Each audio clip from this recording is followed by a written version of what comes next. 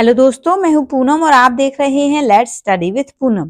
सोफे पर बैठकर पॉपकॉर्न खाते हुए टीवी देखना आखिर किसे पसंद नहीं है, और ऐसा हो भी क्यों ना, क्योंकि यही चीजें तो हमारे रोजमर्रा की जिंदगी में एंटरटेनमेंट का तड़का लगाती हैं। ऐसे ही एक एंटरटेनमेंट का साधन है पपेट्री, यानी कि कठपुतली की कला। पपेट्री एक ऐसी लोक कला है जिसमें दर्शकों के सामने काफी खूबसूरत और प्रेरणादायी कहानियां नाटक के रूप में दर्शकों के सामने पेश की जाती हैं। और ये प्रस्तुति कोई इंसान नहीं बल्कि रंग बिरंगी साज सज्जा से परिपूर्ण कठपुतलियां देती हैं। ये बात जरूर है कि कठपुतलियों को लोगों द्वारा ही मैनेज किया जाता है, लेकिन इस पूरे नाटक में अहम भूमिका तो इन कठपुतलियों की ही होती है। वैसे आप सभी ने कभी न कभी किसी न किसी रूप में पपेट्री का लुत्फ जरूर उठाया होगा। जो मजा आपको इन शोज को देखने के बाद मिला होगा उसकी तुलना आप किसी और से कर ही नहीं सकते। आज के वीडियो में हम इन्हीं कठपुतलियों के बारे में बात करने वाले हैं। तो यदि आपने हमारे चैनल को अभी तक सब्सक्राइब नहीं किया है तो जरूर सब्सक्राइब कर लीजिए, क्योंकि हम आपके लिए इम्पोर्टेंट इन्फॉर्मेशन को इंटरेस्टिंग फॉर्मेट में लाते हैं। तो चलिए वीडियो को आगे बढ़ाते हैं। आमतौर पर कठपुतलियां 4 तरह की होती हैं। पहली होती है स्ट्रिंग पपेट या धागा पुतली। लकड़ी के छोटे छोटे शरीर जो ऊपर से धागे से जुड़े हुए और कलाकार की उंगलियां बिना दिखाई दिए ये कहानी को दिशा देती हैं। इसमें सबसे प्रसिद्ध शैली राजस्थान की कठपुतली कला की है। इनकी पोशाकें और चेहरे की सुंदरता आज भी हर मेले की शान हुआ करती है। उड़ीसा, कर्नाटक और तमिलनाडु में भी इनकी अपनी अपनी शैली है, यानी कला एक और उसकी अभिव्यक्ति के तरीके कई। अगली है छाया पुतली या शैडो पपेट। इसमें कठपुतली नहीं बल्कि उसकी परछाई मंच पर बोलती है। चमड़े को पारदर्शी बनाकर पीछे से रोशनी डाली जाती है और एक जादुई संसार आकार लेता है। सबसे प्रसिद्ध इसमें उड़ीसा की रावण छाया है, जो खाली, सपाट और बिना जोड़ वाली पुतलियों से रामायण के प्रसंगों को जीवंत कर देती हैं।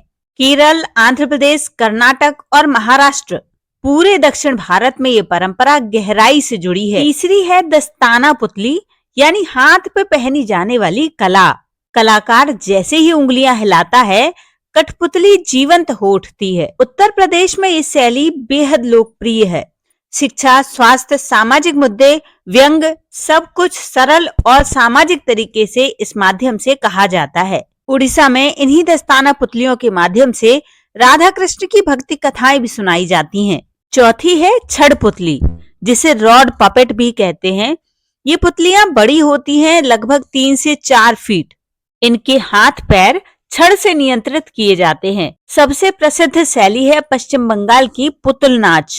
यहाँ पुतलियां इतनी बड़ी होती हैं कि दूर से असली कलाकार लगती हैं। लोक कथाओं, गीतों और नृत्य का सुंदर मिश्रण। भारतीय कठपुतली सिर्फ लकड़ी के पुतले नहीं है, ये हमारे समाज की वो धड़कन है जिसने सदियों तक कहानियां, इतिहास और अनुभव एक पीढ़ी से दूसरी पीढ़ी तक पहुंचाए हैं। बिना किताब और बिना कैमरे के, सिर्फ आवाज और आत्मा के सहारे। इनका अपना सांस्कृतिक महत्व है। ये लोक कथाएं और महाकाव्यों को जीते जागते संघर्षों की तरह जीवित रखती हैं। जो इतिहास किताबें ठंडे अक्षरों में लिखती हैं, कठपुतलियां उनमें संवेदनाएं ढाल देती हैं। साथ ही ग्रामीण भारत में ये कला दहेज, भ्रष्टाचार, स्वच्छता, स्वास्थ्य और बेटी पढ़ाओ जैसे मुद्दों पर सबसे प्रभावी माध्यम रही हैं, क्योंकि यहाँ संदेश सीधे दिल में उतरता है, तर्क से नहीं बल्कि कहानियों के माध्यम से। इनकी एक और विशेष बात है, हर प्रदेश की कठपुतली अपनी भाषा, लहजा, संगीत और रंग के लिए होती है। ये एक भारत और श्रेष्ठ भारत का वो पुल है जो कागज पर नहीं बल्कि भावनाओं में बनता है।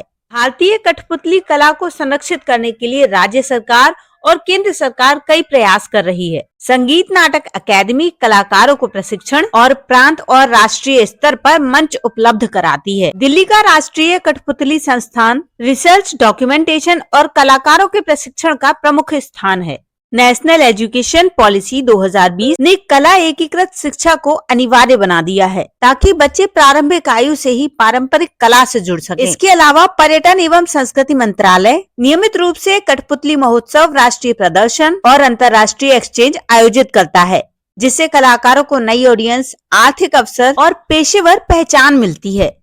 आज इस कला के सामने गंभीर चुनौतियां हैं। सबसे बड़ी चुनौती है बदलता समय।